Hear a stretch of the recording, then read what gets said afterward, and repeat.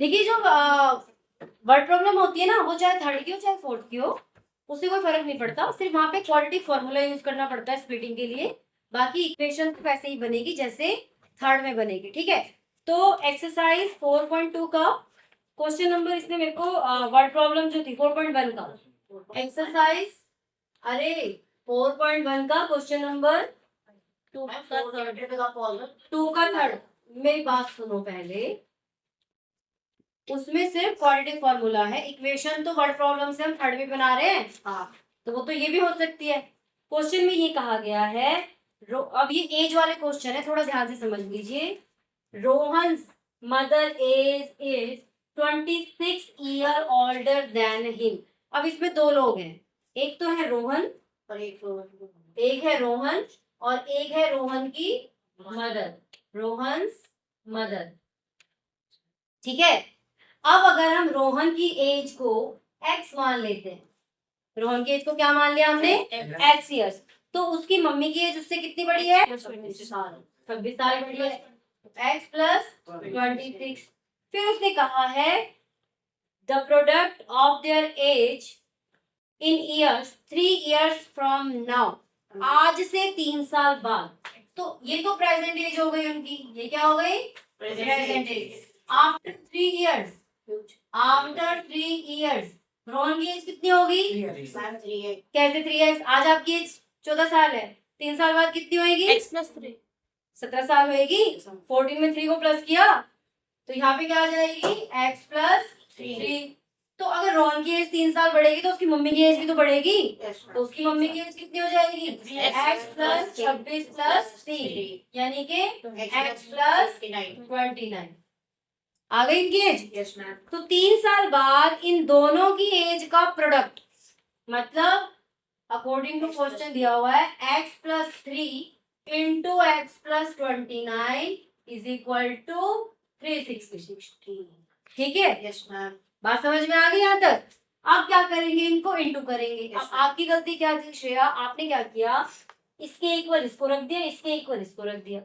बेटा जरूरी थोड़ा ना x की कोई भी वैल्यू हो सकती है कि अगर मैं उन दोनों को प्लस करूं और इंटू करूं तो 360 आए, इट्स नॉट पॉसिबल ना।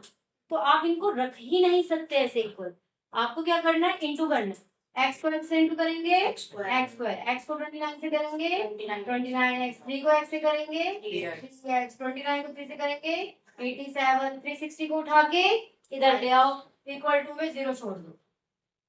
ठीक है, ये दोनों प्लस हो जाएंगे लाइक टर्म में, x square plus 32x minus 10 में से 7 गए 3, 15 में से 8 गए 7 एंड 2।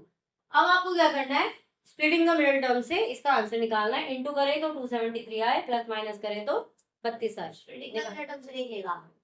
हाँ, स्प्लिटिंग द मिडिल टर्म से निकाल लो। और कोई भी नहीं है, और कोई भी नहीं निकालने का है, क्वाड्रेटिक फॉर्मूला है पर वो अभी आपको सिखाया नहीं है मैंने। ठीक है, तो अभी मैं इसे समझा दे रही हूँ। 3 से 13, तो 13 की 39, नहीं तो नहीं होगा, 13 7 या 91, फिर 7। अच्छा, अरे 7 आएगा, 7, हाँ तो 13 की 39 और 7 बन के जोड़े हमारे, तो ये आ जाएगा x square plus 39x minus 7x minus 273 equal to 0।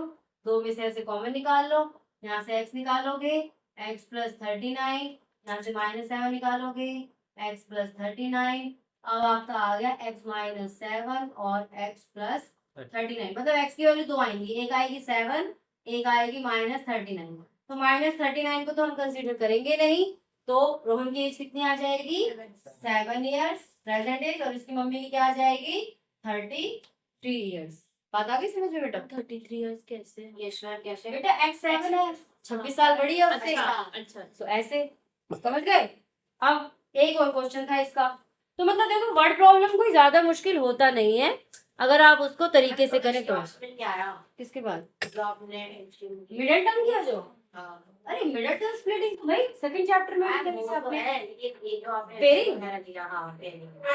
Pairing में पता है मैं क्या करती हूँ, जो इंटू करके आएगा ना उसकी प्राइम फैक्टराइजेशन कर लेती हूँ, फिर इनको मैं आपस में इंटू करके देखती हूँ, ऐसी दो डिजिट बनाती हूँ कि उसको प्लस माइनस करूँ तो 32 आ जाए। तो इसमें दो ही था, या तो मैं 7 की जगह 21 करती, तो 21 और 13 तो बनता है 39 सब्जेक्ट उसमें भी नहीं होगा है। हाँ यस इन तीनों को इंटू करके यही आएगा।